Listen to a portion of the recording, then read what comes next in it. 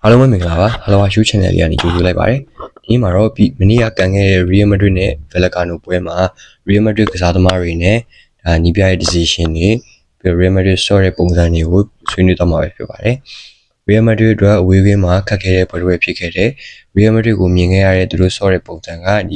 ီကာလိုအန်ဆန်လော့ဒီလက်ထက်ကလိုမျိုးပဲအသင်းလိုက်စီစီလုံးလုံးဆော့နေရမျိုးမဟုတ်ဘဲနဲ့ရှေ့တန်းကစားသမားတွေ Vini, Mbappe, Bellingham တို့ရဲ့ individual တွေနဲ့ပဲ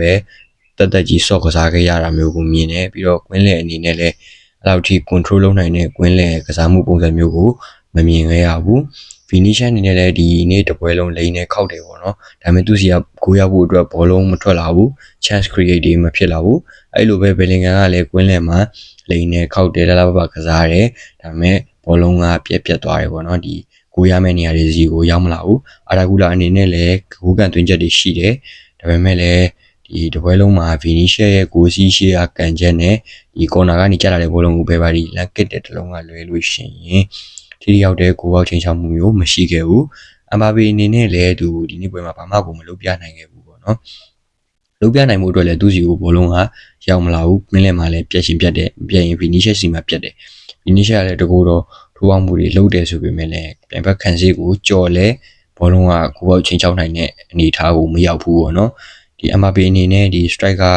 တယောက်ကဘောလုံးကိုဘောက်ကိုကန်လိုက်ရတယ်ဆိုတဲ့အခြေအနေတရက်ကိုမရှိခဲ့ဘူး။ Real အနေနဲ့ပြီးခဲ့တဲ့ La Liga, El Clasico နဲ့ Barca နဲ့ပွဲမှာကစားခဲ့တယ်လို့မျိုးပဲ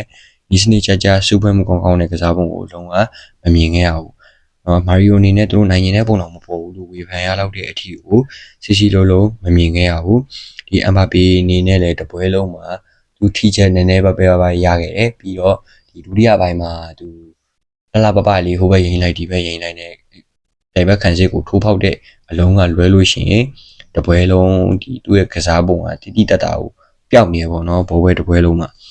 ပြီးတော့ Brahim Diaz အနေနဲ့လည်းညာဘက်ခြမ်းမှာလိန်နဲ့ခောက်တယ်ပြန်ဘက်ခံစစ်တွေကိုကြော်တယ်ဒါပေမဲ့လည်းဇလန်အဲ့ဒါပဲဆက်မရှိတော့ကြော်သွားလဲဂိုးရှိကိုဘောလုံးကမရောက်လာဘူး chance နေလည်းမဖန်တီးပေးနိုင်ဘူးအရာဂူလာအနေနဲ့လည်းကွင်းလယ်မှာ Bellingham နဲ့တွဲလုံးညီကစားသွားတယ်ဆိုပေမဲ့လည်းပဲဒီ Mbappe နဲ့ဂိုးရတဲ့တွဲလုံးတွေလိုမျိုးထပ်ပြီးတော့မမြင်ခဲ့ရဘူး Bellingham ကလည်းဒီပြန်ဘက်ခံစစ်တန်းကိုဖောက်ပြီးတော့ကြော်ပြီးတော့ဒီ Mbappe ပြေးတယ် Bellingham မြောက်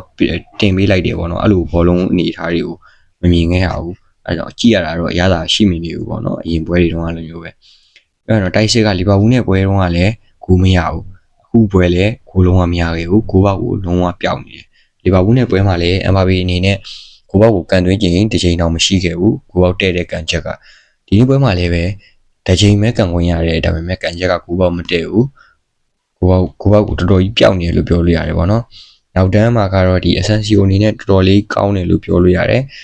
ဘယ်ပါဒီအနေနဲ့လည်းဒီသူ့နေရာမဟုတ်တဲ့ right back မှာစင်ကစားနေရတယ်ဆိုပေမဲ့လည်းကစားပုံကကောင်းနေသေးပဲဒီပွဲမှာ Alvaro Carrera အနေနဲ့လည်းတခြားပွဲတွေတုန်းကလိုမျိုးပဲခြေစမ်းမပြသနိုင်ဘူးဒီပွဲဆချင်း cross တွေကလွဲလို့ရှိရင်သူ့ရဲ့တိုက်စစ်လိုက်ပါမှုကနည်းသွားတယ်ဆိုတဲ့ချက်ကလည်းဒီ Vinicius စီကိုသူဘောလုံးပေးတယ်ပုံမှန်ဆိုရင် Vinicius လိမ့်နဲ့ခောက်တယ်ပြီး Carrera ကိုဘောလုံးပေးတယ် Carrera ကန်တင်ပေးတယ်ကိုရှိဒါမှမဟုတ်ကိုရှိမှာ create ပြန်လုပ်တယ်ပေါ့နော် chance နေအတွက်ဒီပွဲမှာ Alvaro Carrera ကဘောလုံးပြန်ယူလာပြီးတော့ Vinicius ကိုပေးမယ်ဆိုလို့ရှိရင်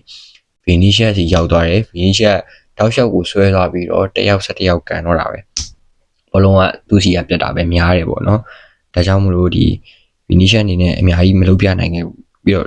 ့ထူးခြားတဲ့ချက်ဒီထူးခြားတယ်တော့မဟုတ်ဘူးနော်ထုံးစံတိုင်းမှာပဲ Vinicius တောက်လျှောက်ကိုစကားတွေများတယ်တစ်ဖက်အတင်းက right back နဲ့တောက်လျှောက်ဘာတွေများလဲတော့မသိဘူးစကားတွေတော်များတာကိုတွေ့ရတယ်ပွဲကစားဒီချိန်မှာပွဲကိုအာယုံမဆိုင်မနေသူစကားများရတာမျိုးကတော့ Vinicius အနေနဲ့မရင်ကျက်သေးဘူးလို့မြင်တယ်ဒါကိုလည်းပြန်ပြင်ဆင်နိုင်မှုမျှော်လင့်နေပါတော့ပြီးတော့ Vallecano အနေနဲ့လည်းဟိန်ဝင်းမှာမမတန်ကြီးကိုယုံပြီးတော့ဆော့ပြသွားတယ်ဆော့သွားတာလည်းတကယ်မာတယ် Real Madrid အနေနဲ့လည်းဒီဟာကိုမဖောက်နိုင်ခဲ့ဘူးပေါ့နော်သူတို့ခံစစ်ကိုအဲ့ဒါအပြင်မှာ Vallecano အနေနဲ့လည်းဒီ Real ခံစစ်ကိုမကြော်တာလည်းရှိတယ်ကြော်ပြီးတော့ကန်တာကိုလည်း contact အနေနဲ့လုံးဝသူ့ရဲ့တာဝန်ကိုတော့ကြေခဲ့တယ်ပေါ့နော် Carrera စီကနေဘောလုံးမထွက်တယ်လို့မျိုး Vini ကသူ့စီရောက်တာနဲ့ဘောလုံးပြတ်တယ်ပြီးတော့ Carrera အနေနဲ့ဒီ Valencia ပွဲတုန်းကလိုမျိုးတောင်းဖြတ်ကိုသွင်းမှုကြိုးစားခဲ့သေးတယ်ပေါ့နော်ဒီသူကန်ချက်ချော်သွားတဲ့အချိန်ကစပြီးတော့သူ့စီကနေဘောလုံးထွက်တာမျိုးတွေမမြင်ရတော့ဘူး စိတ်သက်ပိုင်းဆိုင်ရာပဲကြာသွားတာလားတော့မသိဘူးပေါ့နော်ဒါပေမဲ့ Vini တို့ကတော့ထိုးပေါက်ခြင်းစိတ်တွေများနေတာလည်းပါမယ်ပေါ့နော်အမပေစီကိုဒီကန်တင်ပြီးတော့ပြေးတာမျိုးတွေဒါကလည်းတစ်ဖက်အတင်းဘလကာနိုအနေနဲ့တူဘလော့ဆော့လို့ဒီလိုဟာတွေမမြင်တာလို့လည်းမြင်တယ်ပေါ့နော်ဘာလို့လဲဆိုတော့ဒီ Real Madrid တို့အနေနဲ့ဒီလိုတူဘလော့ဆော့တယ်ကန်စစ်အသားပေးဆော့တယ်အတင်းနဲ့တွေ့လို့ရှိရင်သူတို့အနေနဲ့ဖောက်နိုင်သေးဘူးပေါ့နော်ဒီမေလီတာကိုကန်စစ်ကနေတက်လာပြီးဂိုးသွင်းတာတို့ဒီလိုဘန်ကာအလုံးနေကိုရမှသာ Real တို့အနေနဲ့ပွဲကိုပုံစံပြောင်းနိုင်တယ်အဲ့လိုမဟုတ်ဘူးဆိုလို့ရှိရင်တော့ပွဲကိုပုံစံမပြောင်းနိုင်တာကိုမြင်ရတယ်ဖေဘာဒီအနေနဲ့လည်းအဲ့လိုဘန်ကာသွင်းဖို့သူ့ပုံစံနိုင်မယ်တောင်းကမော်နေကြလာတဲ့ဟာကိုလန့်ကန်ခဲ့သေးတယ်ဒါပေမဲ့တစ်ဖက်တင်ကိုသမားကပုတ်ထုတ်ကာကွယ်သွားတယ်ပေါ့နော်အဲ့ဒါတွေကလွင်ရင်ဒီနေ့ပွဲကဟိုဘက်ကလည်းဒီဘက်ကိုတိုက်စစ်လုံလုံလောက်ဖောက်တာမျိုးမမြင်ရဘူး Real Madrid အနေနဲ့လည်းတိုက်စစ်ကိုလုံလုံလောက်ဖောက်နိုင်တာမျိုးကိုမတွေ့ခဲ့ရဘူးပြောစရာရှိတာကဒီဇာဘီအလွန်ဆိုလက်အောက်ရောက်တော့မှဒီနေ့ပွဲမှာမြင်လိုက်ကြတာကဒီ Real Madrid တို့အနေနဲ့ regular play ကနေပုံမှန်တိုင်းဖေးတက်လုပ်ပြီးတော့တိုက်စစ်ဆင်လာတယ်ပေါ့နော်တိုက်စစ်ဆင်လာတဲ့နောက်ပိုင်းမှာ regular play ကနေ set piece ပုံစံပြောင်းပြီးတော့ဒီနောက် center back မှာရှိနေတဲ့အဆန်ဂျီယိုနဲ့ဒီဒင်းဟောက်ဆန်ကခေါင်းထိုက်ဖို့အတွက်တစ်ဖက်အတင်းရဲ့ဒီ box ထဲကိုရောက်နေတယ်ပေါ့နော်တောင်းကန်ဘောတွေပါတွေမှာရောက်နေတာမျိုးမဟုတ်ဘဲနဲ့ပုံမှန်ဆော့နေတဲ့ regular play မှာ set piece လုပ်သွားပြီးတော့ကနေပေးလိုက်တာကိုခေါင်းထိုက်တာမျိုးတွေ့ရတယ်ဂိုးတော့မရခဲ့ပေမဲ့ဒီ set piece အကွက်ချတာကတော့အောင်မြင်သွားတယ်လို့ပြောလို့ရတယ်အဲ့ဒါလေးတခုတော့ကောင်းတယ်လို့မြင်မိပါတယ်ပြီးတော့ဒင်းထောက်ဆန်းနေနဲ့အဝါကကြောက်နှဝတနည်းဖြစ်ဖို့ရခိုင်တော့များတယ်အဲ့လိုဆိုဒီစောကြီးအဝါကတွေပြတာခံခဲ့ရတာလည်းပါတယ်ပေါ့နော်နှစ်ဖက်အတင်းစလုံးကပြီးတော့ဒီဒင်းဟောက်ဆန်းကိုတစ်ဖက်ဗိမက်တင်ကာသမားတွေအနေနဲ့အဝါကနောက်တစ်ခါထပ်ပြဖို့အတွက်ဖိအားပေးတဲ့အခြေအနေတွေရှိတာကြောင့်မလို့46မိနစ်မှာပဲလူကားလဲခဲ့တယ်မီလီတာကိုဝင်ရောက်လာတယ်ဒီမီလီတာကိုဝင်လာပြီးနောက်ပိုင်းမှာလေတာကိုစန်တာဘက်မှာတယောက်တည်းနေခဲ့ပြီးတော့ဒီတခြားစန်တာဘက်ဖြစ်တဲ့ဒီအဆန်စီယိုအနေနဲ့ဘောလုံးရရင်ရလာပြီဆိုလို့ရှိရင်တောက်လျှောက်ကိုဆွဲပြေးသွားတယ်ပေါ့နော်တောက်လျှောက်ကိုဆွဲပြေးသွားပြီးတော့ attacking လုပ်တဲ့အပိုင်းနေပြီးတဲ့လုပ်တဲ့အပိုင်းတွေကိုမြင်တွေ့ရတယ်ပေါ့နော်ဒါကလည်းဒီ Real Madrid တင်ကစားသမားတွေအနေနဲ့မီလီတာဘောယုံကြည်ပြီးတော့နောက်တန်းကိုထားခဲ့ပေးနိုင်တဲ့စိတ်ခံစားရချက်ကြောင့်တော့ထင်မိပါတယ်ယုံကြည်ချက်ကြောင့်လို့ထင်မိတယ်ထရန့်ကိုတော့ဒီဒဏ်ရာရတာကနေပြီးတော့ပြန်လာခဲ့ရတာဟောမိနစ်နည်းငယ်ပဲထိကစားစီခဲ့တယ်ပြီးတော့ဒီရိုဒီဂိုလည်း10မိနစ်ပဲထိကစားခဲ့တယ်ပေါ့နော်ဒါပေမဲ့ဒါကလည်းအလွန်ဆိုရဲ့ဒီစူပါဆက်ပုံစံမျိုးလားဘယ်လိုလားတော့မသိရပါမယ်ဖြစ်နိုင်ရင်တော့ရိုဒီဂိုပို့ပြီးတော့ကစားချိန်ပို့ပေးစီခြင်းနဲ့ကွင်းထဲမှာမြင်ကျင်ပါသေးတယ်ပွဲပြီးရလက်အနေနဲ့ကတော့တည်တမောက်ခွဲယူလိုက်ရတယ်ဘယ်ပါဒီဒဏ်ရာက international break အပြီးမှာနိုဝင်ဘာ24ရက်နေ့ပွဲအမိပြန်တက်လာဖို့ပြောလင်းနေမဟုတ်လို့ရှင်တော့ဒီနေ့ပွဲကစားကုန်လည်းရစရာမရှိနေဘူးပြီးတော့အနိုင်သုံးမှလည်းမရခဲ့ဘူးတရားရကာသမားပါတိုးလာမယ်ဆိုလို့ရှိရင် Real Madrid အနေနဲ့မတန်တာကတော့အမှန်ပဲပေါ့နော်ဘယ်ပါဒီအနေနဲ့သူ့ရဲ့ဒီ long shot တစ်လုံးကန်ပြီးရဲ့နောက်ပိုင်းမှာပေါင်ဒဏ်ရာရခဲ့တယ်လို့မြင်တယ်ဒါပေမဲ့လည်းဒီပွဲရဲ့ရလက်အနေနဲ့မပြောင်းနိုင်သေးဘူးစီးပဲဖြစ်နေတဲ့အတွက်ကြောင့်မလို့သူအနေနဲ့ချက်ချင်းလူစားမလဲခဲ့ပဲနဲ့ပွဲ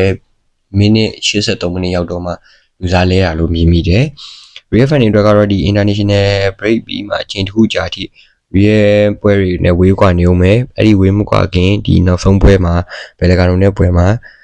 ခြေနှက်တဲ့ရလက်မျိုးမရနိုင်ခဲ့ဘူးဒီဒုတိယနေရာမှာရှိနေတဲ့ဘာစီလိုနာနဲ့လည်းအမှတ်က3မှတ်ပဲကွာရနိုင်တဲ့အနေအထားမျိုးရောက်နေတဲ့အတွက်ကြောင့်မလို့စိတ်ချနေစရာတော့မရခဲ့ဘူးပေါ့နော်။စာပြင်လူစုံနေနဲ့လည်းဒီသားသမားတွေကိုပုံစံကောင်းစီကိုဘယ်လိုကိုက်တွယ်မလဲဆိုတာကတော့ရှေ့လာမယ့်ပွဲတွေမှာစောင့်ကြည့်ရမှာဖြစ်ပါတယ်။အားလုံးမိခဲ့ကြတဲ့တို့အားလုံးကိုကျေးဇူးတင်ပါတယ်။ဒါရတဲ့နေ့လေးဖြစ်ကြပါစေ။